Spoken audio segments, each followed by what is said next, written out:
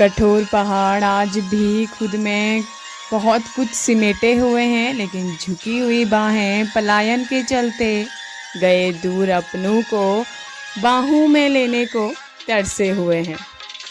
सभी को सुबह का प्रणाम। हेलो, मैं टीना, नेचुरल ब्लॉग की टीना में आप सभी का तहे दिल से स्वागत करती हूँ। तो कल के ब्लॉग को आपने बहुत ज़्यादा प्यार दिया, सम्मान दिया, और आज की ब्लॉगिंग की स्टार्ट हो रही है लगभग 5 बजे से।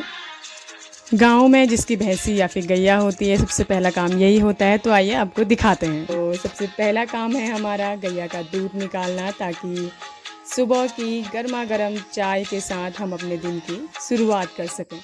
उसके बाद हम बनाते हैं बच्चों के लिए गर्मा गर्म कॉफ़ी। शहरों की चकाचौंध भरी ज़िंदगी से बहुत दूर गांव में सुकून भरा पल। उसके बाद हम अपना ब्रश और गगरी लेके जाते हैं धारा पानी लेने के लिए।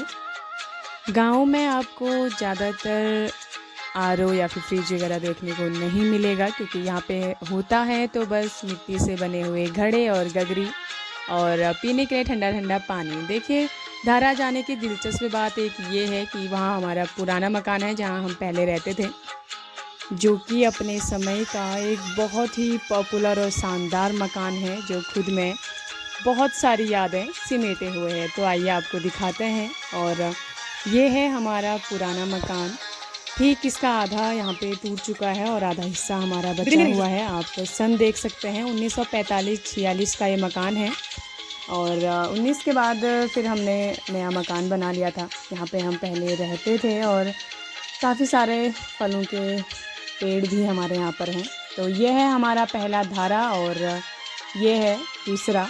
मिथ है कि ये दोनों बहनें हैं, और आप देख सकते हैं ये इलायची का पेड़ है, यानी कि जो बड़ी वाली इलायची होती है इसकी जड़ पे लगती है।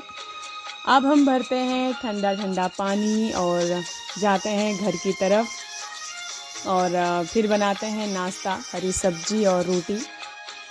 फिर देखते हैं अपनी गैया का खाना और उसे चारा दे के उसे बाहर बांधेंगे, ताकि वो भी अपना चारा खाए और ठंडी ठंडी हवा खाए। और गांव घरों में मच्छर वगैरह के लिए, ताकि जो हमने बेजुबान जानवर बांधे हुए हैं उन्हें मच्छर ना लगे, उसके लिए हम धुआं लगाते हैं। और ये था नाशपाती का पेड़। उसके बाद हम काटते हैं गाय के लिए चारा, और ये प्रोसेस हमारी सुबह और शाम 2 टाइम रहती है गाय के लिए चारा काटने का। वो कहते हैं ना कि गांव की औरतों को इतनी फुर्सत नहीं होती कि वो ये मौसम सुहाना देखें, 16 श्रृंगार से सजते हुए खुद का सजोना देखें। तो नाश्ता करने के बाद अब हम आ गए हैं खेत में निराई गुड़ाई करने, और इसमें हमने दाल लगाई हुई है, और साथ में बच्चे भी मिट्टी से खेल लेते हैं ताकि थोड़ी बहुत उनकी क्रिएटिविटी बढ़े। तो मैं कर रही हूँ यहाँ पे गुड़ाई। और आमतौर पे अगर बात की जाए तो गाँव में चाय पत्ती, चीनी या फिर नमक के अलावा मोस्टली ज़्यादातर चीज़ें बाज़ार वगैरह से ख़रीदनी नहीं पड़ती है, क्योंकि सब्ज़ी, दाल, गेहूँ, चावल सारी चीज़ें खेतों से हो जाता है, जिसके लिए गांव की महिलाएं हर रोज़ मिट्टी से लड़ती हैं और अपना घर चलाती हैं, बच्चों की देखभाल करती हैं। साथ ही उनका रुझान रोज़गार की तरफ भी रहता है, ताकि आने वाले फ्यूचर में वो अपने बच्चों की लाइफ सिक्योर कर सकें। तो मैं कर रही हूँ यहाँ पे गुड़ाई। और गाँव में सुबह 10 से 11 बजे तक आपको ठंडी हवाएं और मौसम सुहाना मिल जाएगा, लेकिन जून जुलाई 2 महीने के टाइम पे 12 से 1 बजे के बाद आप खेतों में काम नहीं कर सकते हैं। दिन की धूप इतनी तेज़ बढ़ जाती है।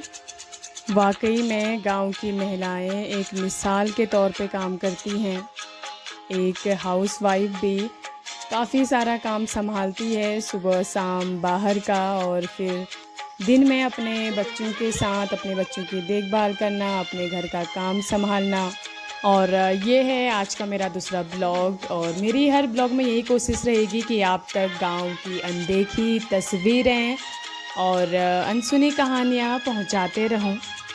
तो बने रहिए आप मेरे इस छोटे से ब्लॉग में। और मैं गुड़ाई करने के साथ साथ मेरे साथ बच्चे भी खेल रहे हैं, और उन्हें काफ़ी सारी अपनी पुरानी चीज़ें, पुराने खिलौने मिल जाते हैं जो वो मुझे दिखाने आते हैं। पहाड़ों में आज भी दूर दराज़ जगहों पे रोज़गार के चलते लोग पलायन कर रहे हैं।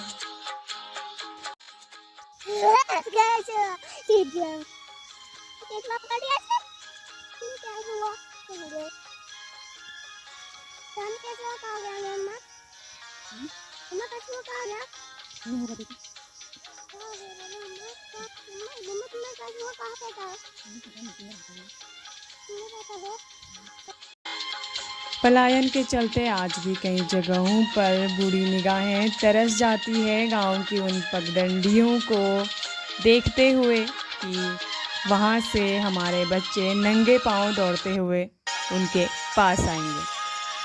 आज भी कई जगहों पर जो छोटे-छोटे बच्चे हैं वो फ़ोन, सोशल मीडिया से काफ़ी दूर अपनी गाँव में सुकून भरी ज़िंदगी बिता रहे हैं। तो ये रहता है गाँव में एक छोटा-सा रूटीन और धूप सर पे चढ़ चुकी है तो अब हम जाते हैं घर को।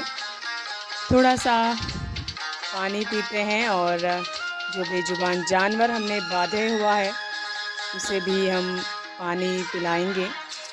जिसके लिए हम पीसते हैं उसके लिए भट्ट जो हम खेतों में उगाते हैं और गाँव घरों में भट्ट पीसने के लिए होते हैं सिलबट्टे, दो पत्थरों के बीच में जब पीसा जाता है तो वह एक बहुत ही स्वादिष्ट सा स्वाद देता है। तो अब हम गाय को देंगे पानी और उसको नहला-धुला के धूप से दूर अंदर बाँधेंगे ताकि वो भी आराम कर सके और साथ में उसकी बछिया। और उसके बाद हम चलते हैं अपने दिन के खाने की तरफ और पीसते हैं उसी सिलबट्टे में स्वादिष्ट मसाला और बच्चों को नहलाते हैं और उसके बाद हम खाते हैं दिन का खाना यानी कि लंच।